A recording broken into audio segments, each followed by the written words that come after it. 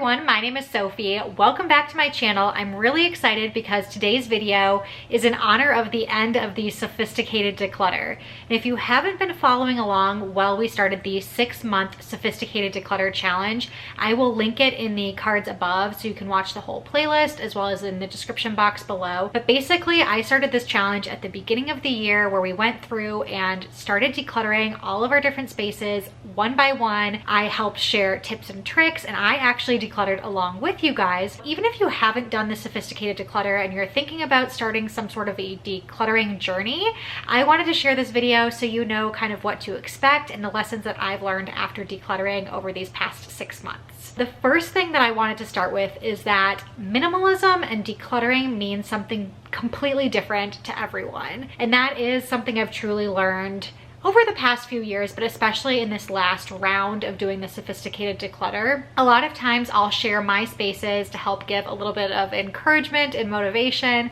And oftentimes somebody will jump in and say something along the lines of, do you really need that many pairs of shoes or whatever the item might be? And I think you don't have to be a minimalist necessarily, and I truly don't even know what a minimalist means, what the definition of a minimalist means, and that's not something I'm necessarily striving for. But I don't think you need to shoot for the goal of being a minimalist to start a decluttering journey.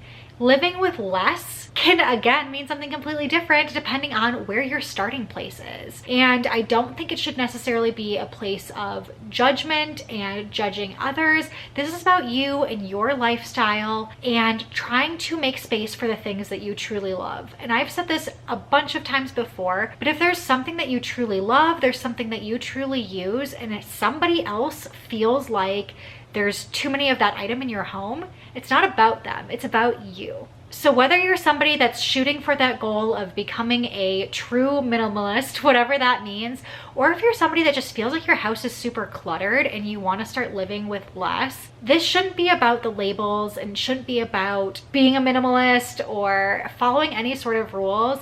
It's just about getting down to what you truly love and what you truly use. The next thing that I found was it gets easier.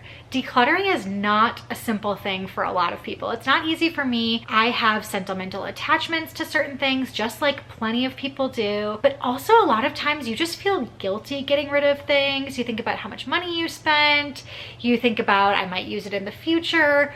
All of those things that run through your head as you're going through and decluttering are really hard at the beginning. And I do want to say, with each month, with each week that passed by, it truly got easier. You start to feel what it feels like to actually get things out of your home and declutter, and it motivates you. It truly helps you, push you further. And those questions, you figure out which ones work best for you, so you're not running through that giant list of thoughts swirling through your mind with each and every item you look through. You start to hone in on what strategies and what questions work for you as you're decluttering items. So, you know, for some people, it is, am I going to use this in the future? Is it going to be something that sparks joy for me? There's a bunch of different things that you could ask yourself, but once you find the ones that work for you, you're just going to be decluttering like crazy, and you're going to find it gets so much easier. And with it getting easier, the next thing that I found is that I haven't missed honestly any of the items that I've decluttered over the past 6 months. And to go even further on that, I don't even remember like 90% of the things that I've decluttered. Once those things are out of your home, they just like kind of disappear from your head. I know a lot of times you sit there thinking about an item, holding it and looking at it and wondering, am I gonna need this? Am I gonna miss it in the future? Am I gonna regret getting rid of this? And I truly have not regretted getting rid of any of it. And like I said, I don't even remember half the stuff that I got rid of. And that's just proof that it did not need to be in my home. I touched on this just a second ago, but oftentimes we think about how much money we spent on items and don't want to declutter them because of that. And after decluttering, I found that it actually is the opposite. It's sitting in your house is it being wasted money. Of course, it would have been better if you didn't purchase that item in the first place and you wouldn't have spent your money in the first place, but you have to deal with the reality that you're living with right now, and you bought whatever that item is. It is sitting in your house, most likely not being used at all, and that is the waste of money. The waste of money isn't donating it or selling it that actually would not be a waste of money because you're hopefully going to make money by selling it. But getting it out of your home does not mean that you're wasting that money. It's wasted money when it's sitting there not being used.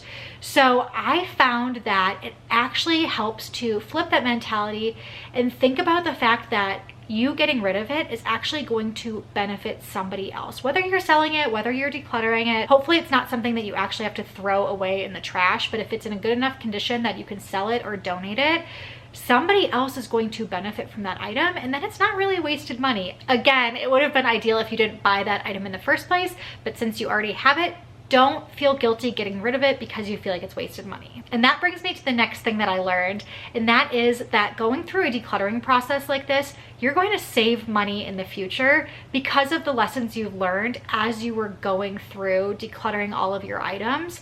I personally found a lot of things that I really didn't use that many times. I thought I was going to use, or sometimes you just buy things kind of on a whim and you don't really think through your purchases. I know a lot of people find items in their home that still have the tags or labels on them, so they've actually never been used and they still don't want to use them, and it's something that they just end up decluttering and it never got used at all. When you find those types of items, it helps you reframe your mentality as you're going through and purchasing items in the future. And it does kind of bring a guilty feeling when you get rid of one of those items that you haven't used a lot, because you feel bad about it. So next time when you go to buy another item, that memory kind of pops up in your head, and it's made me think twice, 3 times before I buy something now, which is awesome. That's great that you can help reduce your spending in the future and reduce the amount of clutter that you continue to bring into your home. The other thing that happens when you get rid of a lot of items is that you find there's more time for so many different things, but you will find it all over the place because you don't have as many items in your house, especially little decor pieces or pieces that you may have had sitting out. There's going to be less cleaning. If you got rid of furniture, that's furniture you don't have to clean. There's going to be less items that you have to pick up on a daily basis and put away. You're just going to find yourself more productive, and that there's all this found time in your day just living with less. That brings me to the next thing that I learned, which is you will cherish your items more. And I think there's 2 components of this. Cherishing in the sense of you will just appreciate what you have, but also cherishing in the sense of taking care of those things. And that makes me especially think of those of you who may have multiples of items. I know I had lots of duplicates of things, and as you go through and declutter them, you're gonna have to take better care of those things because you don't have a bunch of backups and duplicates that you can just replace them with if you somehow destroy it.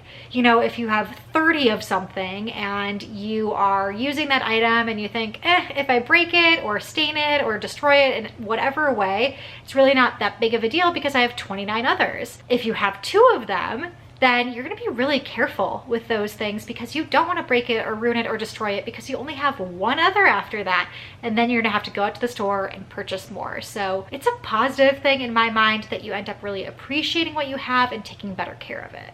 The next thing that you have to be aware of is life is still messy. No matter how intense your decluttering journey is, even if you're like the most crazy extreme end of minimalism, life is still messy.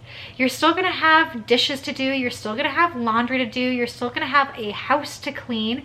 It might be less and it might be better. If you have kids, kids are still gonna be tearing things apart, leaving little messes behind. Don't expect that things are going to be complete perfection if you go through a minimalism or a decluttering journey, whether it's the sophisticated declutter or something else that you're doing on your own. You just need to be aware of the fact that life is still life. This one I love, but the lesson that I learned is that it feels so good to live with less. Oftentimes, we think of bringing more into our home brings us more joy, and there's a lot of satisfaction from purchasing items. People talk about retail therapy, and I know there are certain people that just find joy in buying things. Other people don't, but if you are somebody that finds joy in just purchasing items, I encourage you to try decluttering and finding the joy in getting rid of things and owning less. It just feels so good to look around and have a clean space. That negative space when you open up a drawer or a cabinet is just pleasing to the eye, and there's such a sense of satisfaction and honestly pride when you go through and get rid of stuff and your home is clean and decluttered. Okay, last but not least, I have to be honest with all of you. I've said this before about organizing and decluttering, but this is not the end of your journey. Again, whether you did the 6-month sophisticated declutter, even if you went on a longer journey for a full year and you felt like I was so intense and I got rid of every possible thing that I could get rid of, you're still gonna bring new things in your house. You're still gonna find that if you go back and take another pass through all of those spaces, you can be a little bit more ruthless and brutal and get rid of more stuff, and life just keeps on going. So if you finished up your decluttering of every single space right now, that is extremely impressive and you should give yourself a pat on the back, but don't sit down and relax for too long because this is an ongoing process and it's not over. So those are my 10 things that I learned after a 6-month declutter, doing the sophisticated declutter. And I hope that if you did the declutter with me or you did a different declutter, that you felt like you learned some of those lessons too and you can relate to some of these things. If you didn't and you feel like you're interested in having some of these benefits, then I would really encourage you to start your decluttering journey, whatever that looks like. If you guys liked this video, I would really appreciate if you give it a big thumbs up. If you subscribe to my channel if you haven't already, and until next time, I will see you guys later.